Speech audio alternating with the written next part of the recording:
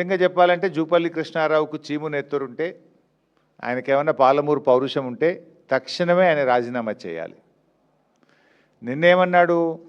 8 లక్షల కోట్ల అప్పు బీఆర్ఎస్ ప్రభుత్వం చేసింది, అది నేను చూపిస్తాను నిన్న అన్నాడు. ఇవాళ ఏమన్నాడు తెలుసా?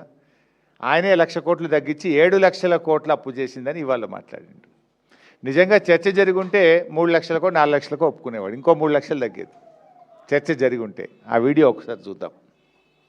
నిన్నేమన్నాడు జూపల్లి గారు? మిగులు బడ్జెట్, ధనిక రాష్ట్రం, హైదరాబాద్ ఆదాయం ప్లస్ 8 లక్షల కోట్ల అప్పు. 8 లక్షల కోట్ల అప్పు బీఆర్ఎస్ పార్టీ అవసరపడి నేను వస్తా.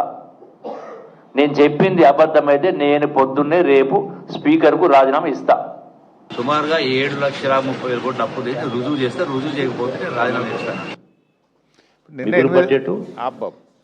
8 లక్షల కోట్లు అన్నాడు, ఇవాళ 7 లక్షల కోట్లు అన్నాడు. 1,00,000 కోట్లు ఆయనే తగ్గించింది కదా. మరి నువ్వు రాజీనామా చేయి ఫస్ట్. నువ్వే అన్నావు కదా 8 లక్షల కోట్లు నేను రుజువు చేయకపోతే రాజీనామా చేస్తాను. నిన్నటికి ఇవాళటికే 1,00,000 కోట్లు తగ్గిందా? నిజంగా చర్చ జరుగుంటే ఇంకో 3 లక్షల కోట్లు తగ్గేది.